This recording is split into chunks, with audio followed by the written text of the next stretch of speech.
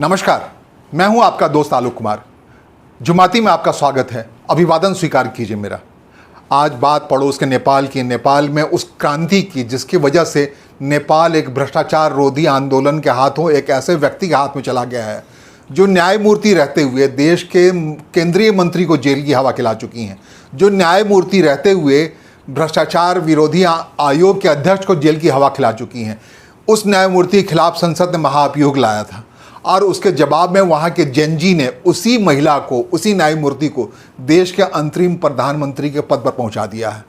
अपने आप में अद्भुत है ये पूरा मामला। 9 सितंबर को जो कुछ हुआ, 19 बच्चों ने अपने बलिदान दिया नेपाल को उस लो से निकालने के लिए जो बिल्कुल लो चला गया था। भ्रष्टाचार का बोलबाला था। नेपाल के लोगों के अंदर अपना आत्मविश्वास खोता जा रहा था। उनको सिस्टम को लेकर के बिल्कुल निराशा उनके अंदर, घुप अंधेरे में फंस गए थे। उनको लग नहीं रहा था कहीं से कोई मामला निकलेगा। तो मामला निकालने के लिए जेन जी ने सोशल मीडिया का सहारा लिया। भ्रष्टाचार की कहानियां उस पर तैरने लगी। उसके जवाब में आक्रोशित होकर, फ्रस्ट्रेशन में सरकार ने, केपी ओली की सरकार ने उन 19 बच्चों को सीधे गोली मारकर जान ले ली। उसके खिलाफ जो आंदोलन पलपा, वो न तो केपी ओली बचे, न ऐसा कोई व्यक्ति बचा जिसने भ्रष्टाचार के से अकुत संपदा अर्जित की हो। सब कुछ जला दिया गया। राष्ट्रपति भवन हो, संसद हो, प्रधानमंत्री का घर हो, इसके अलावा जो निजी तौर पर संग्रह करने वाला पैसे करने, बीरगंज के मेयर का वो घर हो, देखिए जलती हुई तस्वीर कैसे धू धू करके नेपाल जल गया। उन बच्चों ने यह तय किया, उसका जवाब में मरने के बाद उनके समर्थन में उमड़ी भीड़ ने तय किया कि अब कुछ नहीं छोड़ेंगे। ये अति हो गया, पराकाष्ठा हो गया। तो सोशल मीडिया नहीं, भ्रष्टाचार के खिलाफ वो आंदोलन था। इसका नतीजा निकल के आया उस स्थिति में जब सुशीला कार्की, जो वहाँ के पूर्व न्यायाधीश हैं, वो निकल के आए नेपाल के पहले प्रधानमंत्री, अंतरिम प्रधानमंत्री के तौर पर, और इस शर्त के साथ आई कि वो इस शर्त के साथ प्रधानमंत्री की शपथ लेंगी कि संसद को पूरी तरह से भंग कर दिया जाएगा। क्योंकि पिछले चुनाव में हाल के लोकतंत्र बहाली आंदोलन के बाद जब लोकतंत्र वहाँ स्थापित हुआ, संविधान बना, सांसदों को चुनने की प्रक्रिया शुरू हुई, सरकार बनाने की प्रक्रिया शुरू हुई, 14 साल में 17 प्राइम मिनिस्टर बन गए। आप सोच सकते हैं क्या हालत है नेपाल की। ताश के पत्ते की तरह से प्रधानमंत्री बदले जा रहे थे। ये उससे गठजोड़ कर रहा था। कोई भ्रष्टाचार के खिलाफ कोई अभियान नहीं चल रहा था। जैसा कि मैंने कहा, न्यायमूर्ति रहते हुए ही 2016 और 2017 के बीच में सुशीला कार्की एक परिस्थिति जन स्थिति की वजह से न्यायमूर्ति बनी, देश की प्रधान न्यायाधीश बनी, पहली महिला न्यायाधीश बनी, और उन्होंने वहाँ राज्य के मंत्री जयप्रकाश गुप्ता को जेल भेज दिया एक मामले में। इसी ढंग से उन्होंने भ्रष्टाचार विरोधी आयोग के जो अध्यक्ष थे उसे जेल भेज दिया। इस ढंग से उन्होंने एक जो बड़ा मापदंड तय किया, एक स्ट्रेट फॉरवर्ड, उसकी वजह से संसद उनके खिलाफ महाअभियोग लाने की बात हुई। सब कुछ हुआ, भ्रष्टाचारी उनके खिलाफ खड़े हुए, और नतीजा ये निकला कि सुशीला कार्की 73 साल की उम्र में जेनजी के लोगों ने, जेनजी के लोग जब बात कर रहे हैं, 28 साल तक की उम्र की बात कर रहा हूँ मैं, जो 1997 से लेकर के और 2012 तक पैदा हुए लोग हैं, जो बच्चे हैं, तकरीबन भी नेपाल में 50% युवा आबादी है।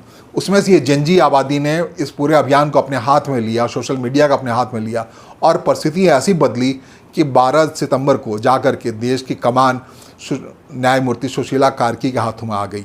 न्यायमूर्ति सुशीला कार्की के हाथ में ये देश को लाने में काठमांडू के मेयर बालेंद्र शाह का बड़ा योगदान है। उन तमाम सकारात्मक ताकतों का योगदान है जो चाहते थे किसी भी ढंग से देश की सत्ता पर भ्रष्टाचार रोधी व्यक्ति शामिल हो, एक ऐसा आदर्श व्यक्ति शामिल हो जिससे पूरा नेपाल जो बिल्कुल डीप लो चला गया था वो बाहर के निकल गया है। नेपाल में बहुत कुछ है।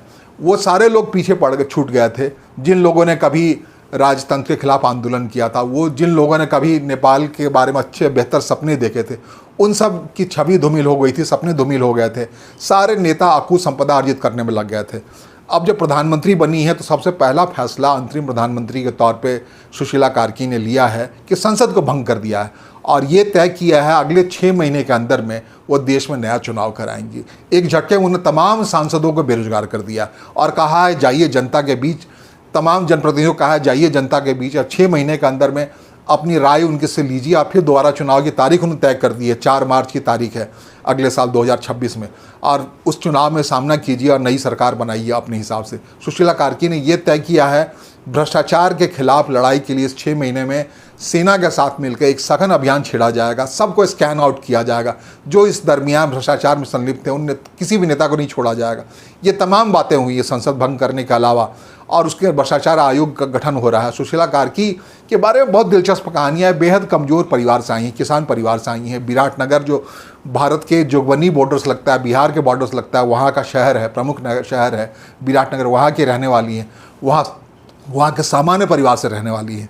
बाद के दिनों सुशीला कार्की बड़ी व्यक्तित्व के तौर पर शामिल हो गई। सुशीला कार्की उस व्यक्ति से शादी की बनारस हिंदू यूनिवर्सिटी में पढ़ने के दौरान, जिनका नाम है पंडित दुर्गा प्रसाद सुवेदी, जिन्होंने 1973 में रॉयल नेपाल का विमान अपहरण किया था।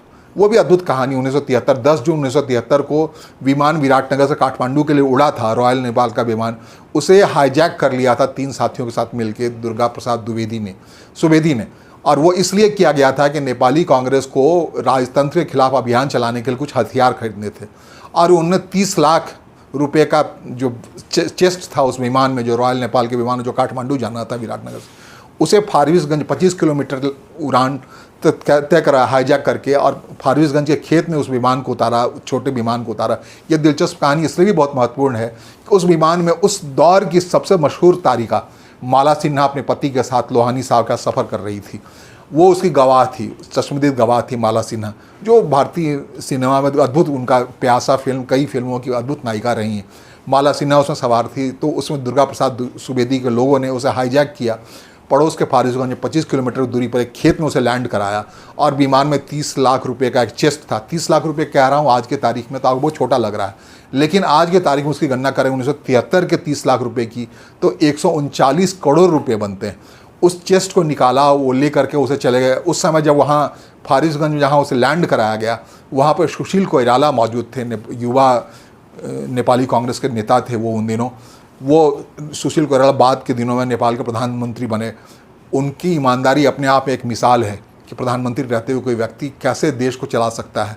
वो इसी दरमियान बने हैं जहाँ जब हम भ्रष्टाचार की बात कर रहे हैं। तो सुशील कोइराला अब दुनिया में नहीं है, लेकिन कहते हैं उस पूरे हाईजैकिंग अभियान को गिरिजा प्रसाद कोइराला ने उसकी प्लानिंग की थी। गिरिजा प्रसाद कोइराला मनीषा कोइराला के परदादा हैं, वो भी अब इस दुनिया में नहीं, वो भी बाद में प्रधानमंत्री बने। उनका भी राजकाज बेहतर था अपने हिसाब से, लेकिन वो उस दिनों की बात है 1973 में, जब राजतंत्र के खिलाफ लोकतंत्र बहाली आंदोलन चल रहा था। नेपाली कांग्रेस को महसूस हो रही थी ज़रूरत पैसे की, तो हथियारबंद आंदोलन चलाने के लिए, इसके लिए वो ये हुआ था। 30 लाख रुपए वहाँ से लेकर के वो कलकत्ता चले गए उस चेस्ट को लेकर के सुशील कोइराला के साथ। अब बाद में वो गिरफ्तार हुए मुंबई में जाकर के, क्योंकि नेपाल में जाके गिरफ्तारी देना इसलिए कठिन था कि उस समय राजतंत्र लागू था। कहते हैं मुख्य कानून का दौर था, जिसमें कहते हैं नेपाली उस समय आर्मी का जो दौर था, नेपाली रॉयल सेना थी, वो सीधे काटा करती थी, उसमें नोक डाल दिया करते थे कि सजा देने के लिए। और मुख्य कानून था, कुछ भी न्याय हो सकता था, कुछ भी, कोई कागज़ लिखित कानून नहीं था किसी।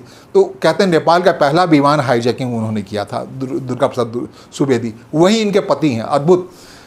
सुशीला कोइराला 1976 के दरमियान BHU बनारस हिंदू यूनिवर्सिटी के स्टूडेंट रही थी। उसी दरमियान शिक्षक हुआ करते दुर्गा प्रसाद सुवेदी वहाँ, और उनसे प्यार हुआ। बाद में वो शादी हुई, अपने परिवर्तित हुई। वीर गाथा सुनाई जाती है दुर्गा प्रसाद सुवेदी की, कैसे पहला नेपाल का विमान हाईजैकिंग हुआ। कहते हैं उसी से प्रेरणा लेकर के 1973 की उस घटना विमान हाईजैकिंग की प्रेरणा लेकर के बाद में इमरजेंसी के दिनों में लखनऊ का यूथ कांग्रेस का नेता भोला पांडे ने विमान हाईजैक किया था। संजय गांधी के व्यक्ति थे, इंदिरा गांधी को जेल से छुड़ाने के लिए। और वहीं जब मैं बात कर रहा हूँ विराटनगर के आसपास के विमान हाईजैकिंग की बात कर रहा हूँ, तो वहीं से 1995 में 500 किलोमीटर दूरी पर पुरुलिया है पश्चिम बंगाल का, वहाँ पर एक विमान से बहुत सारे हथियार गिराए गए थे। तो विमानों से हाईजैकिंग, विमान से हथियार गिराने की घटना की लगभग वो शुरुआत थी। और वो 95 पुरुलिया कांड, हथियार गिरा कांड, जिसमें आनंद मार्गियों के लिए हथियार गिराया गया था काफ़ी व्यापक मात्रा में। इंटरनेशनल एक आया था किम डेवी, जो अब तक गिरफ्तार नहीं हुआ, छूट गया पुलिस के नियंत्रण से। तो ये सारी घटनाएं उस ढंग से हुई। लेकिन दुर्गा प्रसाद सुवेदी की बात कर रहे हैं, कि सुशीला कार्की की बात कर रहा हूँ, उनके पति हैं। देखिए जब शपथ ग्रहण कर रही हैं, लेने के बाद कैसे उनके साथ मिलकर दुर्गा प्रसाद सुवेदी, जो अब काफ़ी बुजुर्ग हो चुके हैं, खुद सुशीला कार्की 73 साल की हैं, कैसे लोगों का अभिवादन स्वीकार कर रहे हैं। तो नेपाल के इतिहास के एक बड़े हीरो हैं। और सुशीला कार्की इसलिए बड़ी हीरो हैं कि उन्होंने मुख्य न्यायाधीश रहते हुए नेपाल के केंद्रीय मंत्री को जेल की हवा खिला दी, नेपाल के भ्रष्टाचार रोधी आयोग को जेल की हवा खिला दी। जो कहती हैं वो करती हैं, इस बात में लोग यकीन है। जेनजी के बारे में कहते हैं, जेनजी ने पूरे आंदोलन को उठा करके ऐसा लिया कि अपने पिता की उम्र वाले नहीं, दादी की उम्र वाले किसी व्यक्ति को दे दिया। दादी माँ के हाथों नेपाल कमान सौंप दी। दादी माँ का नज़रिया जो है नेपाल को सजाने संवारने में बेहतर हो सकता है। जिस ढंग से उनका पहला कदम है, शपथ लेने के साथ ही उन्होंने फैसला लिया कि संसद को भंग कर दिया, देश में चुनाव की तारीखें तय कर दी, और इस सुशीला कार्की को प्रधानमंत्री बनाने में बालेंदु शाह का बहुत बड़ा योगदान है। बालन, जिसके बारे में बालन कहते हैं, जो काठमांडू के मेयर हैं, वो उन्होंने जेनजी आंदोलन को अपने हिसाब से उसको हवा दी। उसको भ्रष्टाचार के खिलाफ आंदोलन को हवा देने के बाद जब उन्हें चुनने की बारी आई तो उन्होंने इशारा कर दिया, नहीं, ये दादी माँ को प्रधानमंत्री बनाओ। ये अपने आप में बड़ी बात है। इसका मतलब ये हुआ नेपाल एक बार फिर से उस आदर्श स्थिति में लौटने वाला है जिससे उम्मीद की जाती है कि नेपाल से ही कोई आदर्श राजनीति, भ्रष्टाचार विरोधी आंदोलन या जनोन्मुख आंदोलन की बात होगी, जहाँ पे एक सरोकार वाली सरकार होगी, जिसके लिए पूरा आंदोलन हुआ था, लोकतंत्र बहाली आंदोलन। लोकतंत्र बहाली आंदोलन से पहले आपको बाद के दिनों जनयुद्ध चला था 10 साल तक, आपको बता दें। और जनयुद्ध से जो सरकार बनी थी 2006 में, नेपाल की कहानी फिर से विस्तार से कभी, क्योंकि नेपाल में हमने अपना समय बिताया है, आंखों देखी बहुत सारी घटनाओं का गवाह रहा हूँ। फिलहाल मुझे सुनने के लिए आपका आभार, देखने के लिए धन्यवाद। मुलाकात होती है फिर जल्दी। नमस्कार।